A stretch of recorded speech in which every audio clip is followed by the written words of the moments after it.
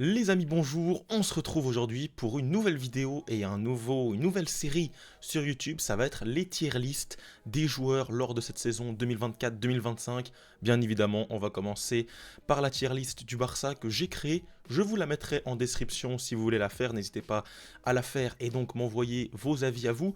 En tout cas, on va classer les différents joueurs de cette saison par rapport à ces classements-là. Le GOAT, bien évidemment, 10 sur 10 sur la saison, rien à dire. Les joueurs qui sont magnifiques, entre 9 et 9,5 sur 10, ceux qui font un bon travail dans l'ensemble, entre 7 et 8,5.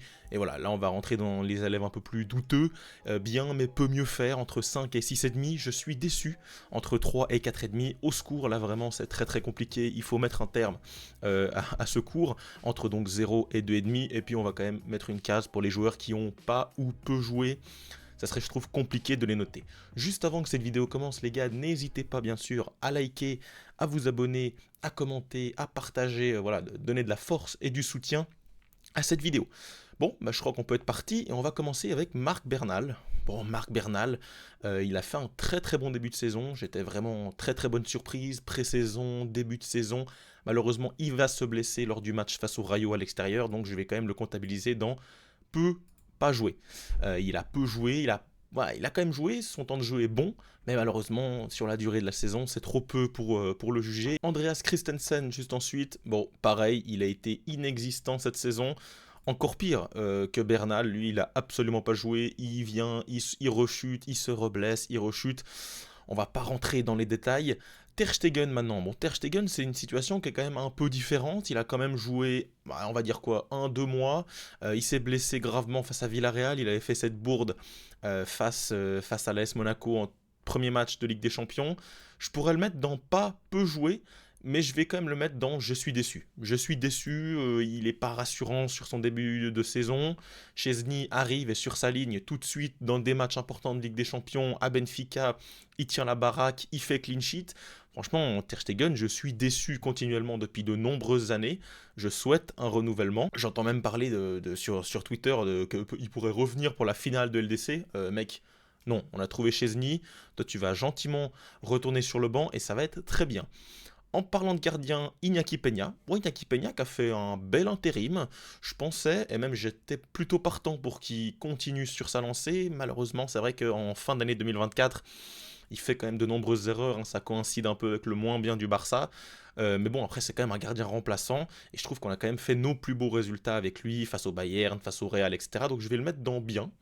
Bien, mais peut mieux faire. Je trouve que c'est la case absolument parfaite pour Iñaki Peña qui, bah, c'est quand même bien ce qu'il a fait, mais il peut quand même être mieux. Il s'est fait quand même sauter sa place de titulaire. Ouais, c'est pas un top top gardien, mais il nous a bien dépanné, surtout dans le jeu haut, où lui, il a vraiment cette capacité à lire le jeu, jouer ballon au pied, etc. Il a plus de facilité que d'autres. Donc, bien, franchement, Iñaki Peña. Oula, Gérard Martin avec sa belle tête tout sourire. Gérard Martin, début de saison très compliqué, mais il faut le dire, en 2025 c'est bien mieux. Il fait des meilleures entrées, alors c'est toujours pas fameux, c'est toujours pas mon latéral gauche doublure que je me dis c'est bon, on va arrêter de recruter. On a Martin. Malgré tout, je pense qu'il oscille entre bien, peut mieux faire, et je suis déçu. Je vais quand même le mettre en bien, parce que je trouve que ces derniers mois sont encourageants. Malgré tout, je pense qu'il n'a pas non plus le niveau pour être doublure de Baldé. Ouais, je pense qu'il va falloir quand même aller chercher mieux à l'avenir. Hein. Franchement, ça va être un peu sec. Malgré tout, il est quand même sur quelques bonnes perfs, donc je vais lui mettre la note de 5 sur 10, une moyenne correcte pour le faire rentrer dans cette case-là. Euh, Bon, Forte, je vais par contre le mettre dans pas peu joué. Il a peu joué, il a fait deux trois matchs, il est rentré par moment, il a quand même beaucoup moins joué que Martin. Assez étonnamment parce que l'année passée, moi j'étais plutôt agréablement surpris par Hector Forte, son match face à l'Atlético, son match au Metropolitano, etc. Bah, il n'a pas réellement confirmé, il joue moins. Maintenant, voilà, c'est vrai que Koundé est beaucoup plus souvent présent que Baldé, donc c'est vrai qu'il joue beaucoup moins. Malgré tout, c'est pas un mauvais joueur. Peut-être un peu léger en effet pour une doublure, mais je vais quand même le comptabiliser dans pas jouer et peu jouer. Pablo Torre. Pablo Torre, bon, il fait des bons matchs. Mais il joue trop peu pour moi pour le comptabiliser. Il a joué en Coupe du Roi, il a mis des buts. Il a joué en Copa del Rey, il a mis des buts. Est-ce que s'il a joué en Liga? Très peu, très peu. Donc je vais le mettre dans peu joué. Malgré tout, je suis pas sûr qu'il ait réellement le niveau pour le Barça. Ansu Fati maintenant. Bon, Ansu Fati, je pourrais le mettre dans pas peu joué. Malgré tout, à la différence des autres, c'est que c'est un peu plus de sa faute. Les autres, c'est parce qu'ils ont voilà, une trop grande concurrence, ils sont trop jeunes. Ansu Fati, numéro 10 sur le dos, gros salaire. Je vais mettre au secours. Actuellement, la situation, elle est insoutenable. Au secours, à chaque fois qu'il rentre, il est rentré très rarement, hein, mais à chaque fois qu'il est rentré, c'est pas loin d'être calamiteux. Sa situation, bah, elle handicape le club tant financièrement que bah, dans le contingent des joueurs, hein, dans le salaire, dans la forme, dans l'ambiance du groupe. Des fois il est dans le groupe, des fois il l'est pas. Au secours clairement, tant par son niveau que par sa situation. Ansu Fati, bah voilà, c'est clairement un élément qu'il va falloir enlever de cette équipe-là cet été. Bon, Eric Garcia. Eric Garcia, c'est quand même une très bonne surprise, hein. On l'a vu maintenant, c'est un super sub face à Benfica, face à l'Atlético Madrid. Il fait souvent des belles entrées. Même en tant que numéro 6, il a su se replacer au milieu de terrain. Franchement, moi, je suis quand même agréablement surpris de sa saison, hein. Voilà, je faisais partie, je vais pas me le cacher, des gens qui souhaitaient son départ. Il y avait Girona qui était prêt à mettre 10, 15 millions. Bah, franchement, je l'aurais amené, je l'aurais vendu. Et il est en train de nous donner tort, c'est encore un jeune joueur, malgré qu'il ait un peu une apparence plus âgée. Ça reste quand même un jeune joueur, et franchement, il arrive à bien dépanner. Maintenant, en plus, avec la blessure de Marc Casado, bah, il va devoir prendre un peu plus de temps de jeu, il va devoir être responsabilisé par Hansi Flick. Franchement, je vais quand même lui mettre une bonne note. Je vais lui mettre limite bon travail, hein. Je vais lui mettre bon travail.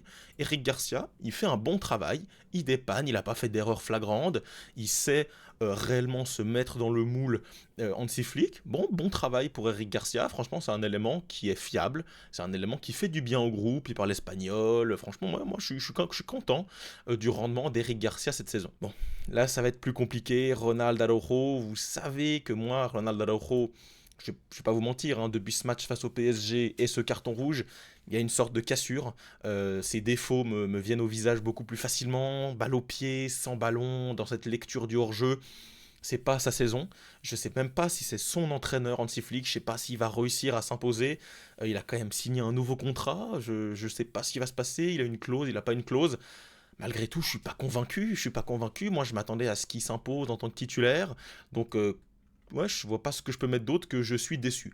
Je suis déçu du niveau d'Arojo, je suis déçu pas de son implication, mais il y a eu des doutes sur son avenir, il a fait fuiter via ses agents qu'il était peut-être enclin à un départ, et puis même sur le terrain, je trouve qu'on est très très loin, il ne me rassure pas, et pour un défenseur central, eh ben, il est passé derrière Eric Garcia, il est passé derrière Inigo, Kubarsi, Christensen, peut-être qu'il va passer en dessous. Ouais, pour l'instant, il est décevant sur cette saison, je pense que vous serez d'accord avec moi. Bon, on va rentrer quand même là dans les joueurs un peu plus importants de cet effectif, à commencer par Baldé, Alejandro Baldé, donc latéral gauche. Très grosse saison, très gros 2025, il revient très bien. Le latéral gauche titulaire, offensivement, défensivement, beaucoup de courses, beaucoup d'efforts. Franchement, moi c'est un joueur que j'aime beaucoup. Sa saison passée était vraiment un petit creux, hein, il était moins bon. Peut-être sa deuxième saison également, les deuxièmes saisons c'est un peu plus compliqué, on le sait. Malgré tout, je trouve qu'il rebondit très très bien cette saison et franchement, je le place dans un des meilleurs joueurs de cette saison. Pas encore magnifique, mais franchement, du bon travail, très bon travail pour Alejandro Baldé. Je lui mets facilement la note de 8 sur 10. Peut-être un peu devant Eric Garcia, mais franchement, très bon travail Alejandro Baldé. Je pense que ça sera le latéral gauche titulaire dans l'avenir, dans les 10, 15 prochaines années du Barça, 5, 10 prochaines années. Et je pense que c'est vraiment un latéral gauche de très très haut niveau, en sélection espagnole également. Il n'a pas été appelé cette fois-ci. Bon, moi, ça ne me dérange pas particulièrement, hein. Il pourra un peu se reposer. C'est un joueur qui court beaucoup. Donc très bien, je le mets dans bon travail pour Alejandro Baldé. Passons à Ferran Requin Torres. Alors, Ferran Torres, bien évidemment, il est dans la hype de 2025. Il sort d'un doublé face à l'Atlético en rentrant. Il a mis un triplé face à Valence en Coupe du Roi. Franchement, c'est un très très bon sub face à Dortmund, je m'en souviens. Ouais, magnifique. Franchement, Ferran Torres, il est un peu en train de réconcilier la sphère Barça, la sphère supporter. Donc, je vais quand même bien le classer. Franchement, je vais le classer dans bon travail. Ouais, il y a quelques temps, je l'aurais mis dans peut mieux faire. Mais franchement, actuellement, il fait du bon travail. Je pense qu'il aura un rôle très important en fin de saison parce que c'est notre quatrième homme offensif. Il peut remplacer en neuf, il peut remplacer sur un côté, il peut s'associer avec Lewandowski comme ça a été le cas en fin de match face à l'Atlético. Bah, franchement, pour l'instant, il remplit son rôle, hein. Il est à 13 buts en tant que doublure. Parfait, parfait, il remplit bien son rôle, il commence à devenir un joueur référencé, un joueur fiable. Tu peux lui faire confiance, tu peux compter sur lui pour des entrées dans des stades compliqués, Dortmund, le Wanda Metropolitano. Franchement, bon travail pour Ferran Torres. Marc Casado maintenant. Marc Casado, c'est quelqu'un qu'on n'attendait pas du tout cette saison. Alors moi, je le connaissais bien sûr du Barça B, en tant que suiveur, en tant que fan, je voyais bien sûr qui c'était Marc Casado. Maintenant, c'est vrai qu'on s'y attendait absolument pas à ce qu'il crève l'écran. Il est pas très jeune, hein, je crois qu'il a 22, 23 ans. Pour le coup, il fait 6 premiers mois magnifiques. Un peu moins bien fin 2024, il perd sa place sur De Jong, maintenant il est un remplaçant, il s'est même blessé en rentrant. Mais franchement, si on regarde la globalité de sa saison qui est terminée, on peut le dire, bah franchement, c'est du bon travail, c'est du très bon travail. Je suis vraiment satisfait par rapport à ce que j'en attendais en fait, parce qu'il faut aussi une balance par rapport aux attentes et par rapport au rendement. Bah, je trouve qu'on est bien supérieur à ce que j'attendais. Comment le mettre autre que bon travail, ça aurait été magnifique même s'il continuait sur ses premiers mois. Malheureusement, il descend quand même sur du bon travail. Et franchement, une révélation clairement de cette saison. Marc Casado. Fermin Lopez maintenant, c'est quelqu'un qui divise. Moi, c'est pas le joueur, je suis pas le plus grand fan de Fermin Lopez, même si bien sûr je reconnais ses qualités, beaucoup d'envie, il a déjà fait des gros matchs. Face à Séville, il fait une très bonne entrée avant de prendre rouge. Face au Bayern, il est titulaire, je crois qu'il met un but, une passe D pour Levan. Voilà, il fait quand même des bons matchs dans l'ensemble. Malgré tout, j'arrive peu à lui trouver une constance, une régularité, un bon niveau moyen. C'est pourquoi je vais le mettre dans une note de 5, 6, bien, mais peut mieux faire. Alors évidemment, il est quand même devant ces deux autres. Bah, c'est quand même un joueur qui peut nous apporter. Malgré tout, je ne vais pas lui dire, bon, Fermin Lopez, je pars à la guerre avec lui en tant que titulaire. Non, non, non, j'y suis pas encore. Donc je l'encourage. Peut mieux faire, il peut s'améliorer, il est là pour s'améliorer, il va avoir du temps de jeu avec un calendrier bien chargé. Donc on va l'attendre au tournant, Fermin Lopez. Bon, Wojtek Szczesny, on arrive dans les titulaires, là il n'y a que des monstres qui arrivent, bon peut-être pas pour Victor, mais on va en reparler. Szczesny, il arrive, 6 premiers mois, il ne joue pas un match. Je me dis, on a remplacé, voilà, on a récupéré une doublure, pourquoi pas. Et là, petit à petit, début 2025, la Coupe du Roi, la Super Coupe, et il n'a pas perdu un match au Barça. Il est même très rassurant sur sa ligne. Au début, on est d'accord, ses sorties étaient compliquées. Le match de Ligue face à Benfica, j'ai très peur. De nombreux matchs, j'ai très peur. Face au Real, j'ai très peur avec lui. Malgré tout, il n'a pas perdu un match. Il n'a pas perdu un match. Quoi mettre d'autre que magnifique. Magnifique, franchement, il est magnifique. Il fait des arrêts déterminants. Pour le groupe, bah, j'ai l'impression qu'il est superbe. C'est un chill guys. Il fume ses clopes, MDR. Franchement, que reprocher à Szczesny. Il arrive, il nous sauve. On a même envie, moi je le prolonge, hein, Szczesny. Ter Stegen, tu peux partir. Szczesny vient là en tant que titulaire. Non, franchement, c'est magnifique ce qu'il propose. Et moi, je pense que c'est un gardien qui a la carrure et qui a la stature pour nous amener très loin en Ligue des Champions. Franchement, il me rassure sur sa ligne, les dégagements, parler, leader, les relances. Ouais, franchement, je suis très très satisfait de Szczesny, donc je le mets en mode magnifique. Maintenant, il faut qu'il continue. Je pense que 9 sur 10, c'est très bien. On aurait pu le descendre, je suis d'accord. Peut-être que sa vraie place, c'est plutôt ici. Malgré tout, j'ai quand même envie de le récompenser, hein, et de lui montrer mon estime. Je trouve qu'il fait vraiment un très très bon. Il est sur une très très bonne phase, donc je vais le récompenser. Gavi maintenant. Gavi, situation compliquée. Il sort d'une grosse blessure qu'il a écarté des terrains quasiment jusqu'à la fin d'année 2024. Il a du mal à revenir. On va se l'avouer, il est plus du tout titulaire. Casado lui est passé devant, Pedri lui est passé devant, Olmo lui est passé devant. Je sais pas, même si Fermin lui passe devant, De Jong lui passe devant. Malgré tout, il a des circonstances atténuantes, bien sûr. Malgré tout, je vais pas vous mentir, je suis déçu. Je suis déçu, alors peut-être moins sévère que Ter Stegen et Araujo, on est d'accord, hein, je vais pas lui mettre 3, mais un 4,5, en dessous de la moyenne. Franchement, Gavi, je suis pas satisfait. Maintenant, bien évidemment, je le bannis absolument pas.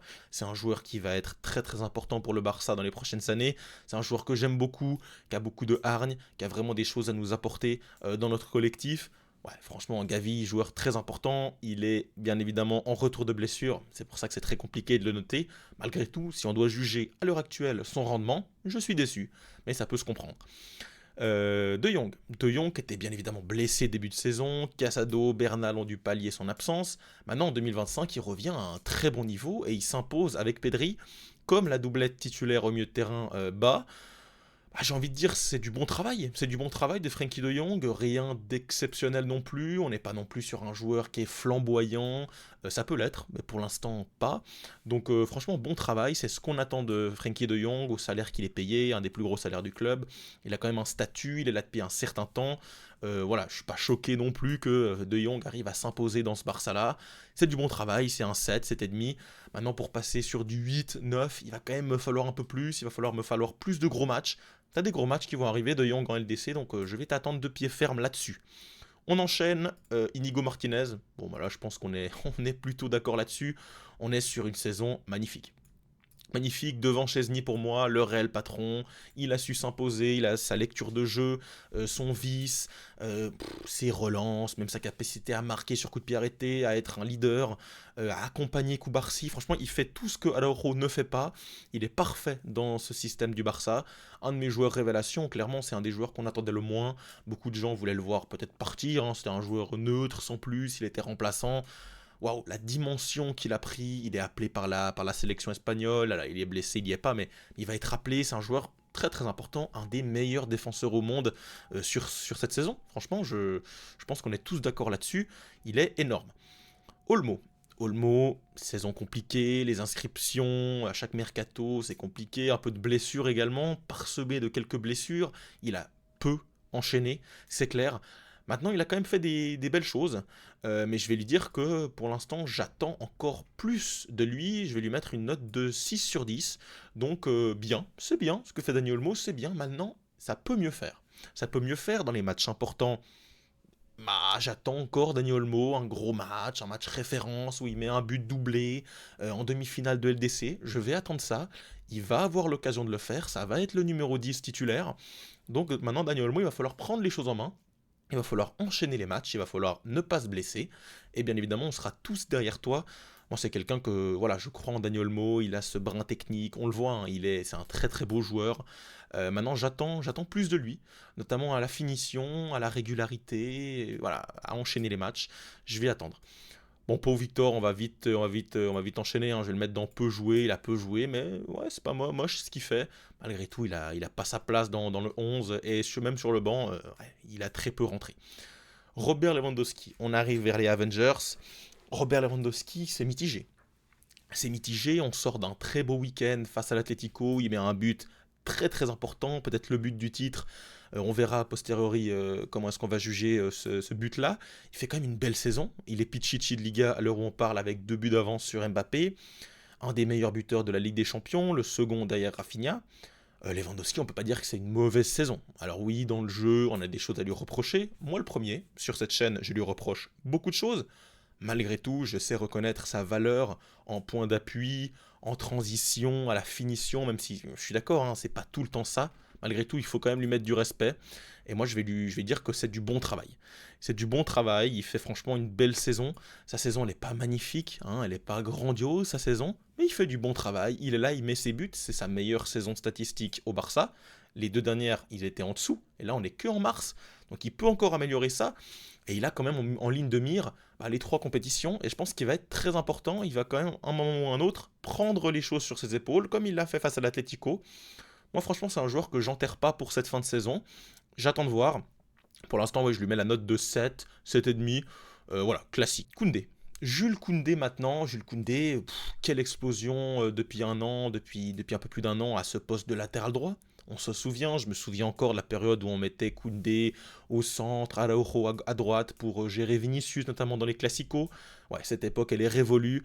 Koundé, il s'impose comme l'un des meilleurs latérales droits défensifs, même offensifs du monde. Il est dans le top 3 à coup sûr. Très très fiable, il joue énormément de matchs. C'est le footballeur qui a fait le plus de matchs dans l'année de 2024, donc il est très très fiable. Franchement, j'ai envie de dire que c'est une saison, ouais, mais plus que bon travail. Franchement, c'est du neuf. Il est fiable à tous les matchs, offensivement, défensivement.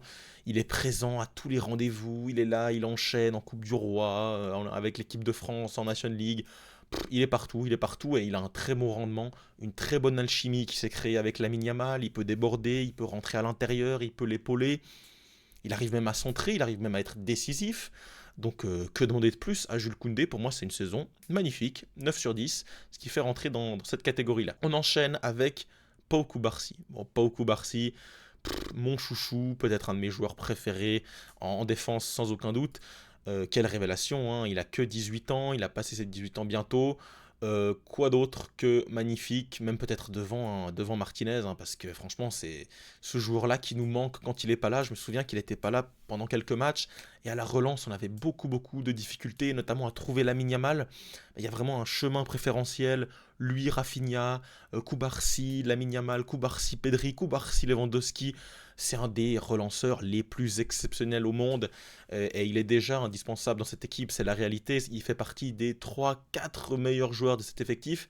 Franchement, si tu l'enlèves, si tu le remplaces par un Araujo, par un Christensen, par un Eric Garcia, waouh, ça va se voir. La différence, elle va être notable avec et sans ballon. Donc Cubarsí, pour moi, un des éléments les plus importants de cette équipe. Ça ne choquera personne que je le mette à cette place-là, et je trouve ça totalement mérité pour lui. On enchaîne avec les trois monstres, les trois prétendants Ballon d'Or. Et on va commencer par Lamine Yamal. Bah, Lamine Yamal, alors c'est pas du 10 sur 10, hein, parce que voilà, le 10 sur 10 c'est très rare, mais on est sur une saison magnifique de Lamine Yamal. Il confirme son euro, il confirme son statut de Golden Boy, il confirme voilà, la météorite qu'il est dans le monde du foot à seulement 17 ans. Il a des stats, il est déjà à 30 goal assists, 30 contributions décisives. On est que en mars, il a marqué un banger contre Benfica. Il a marqué un but extrêmement important contre l'Atlético pour donner la victoire aux siens. Ouais, c'est un joueur qui est déterminant pour son équipe, qui est déterminant à la passe, à la construction, à la finition. Dans les moments importants, c'est souvent lui qui prend les choses en main. On l'a vu dans les fins de match, à l'Euro.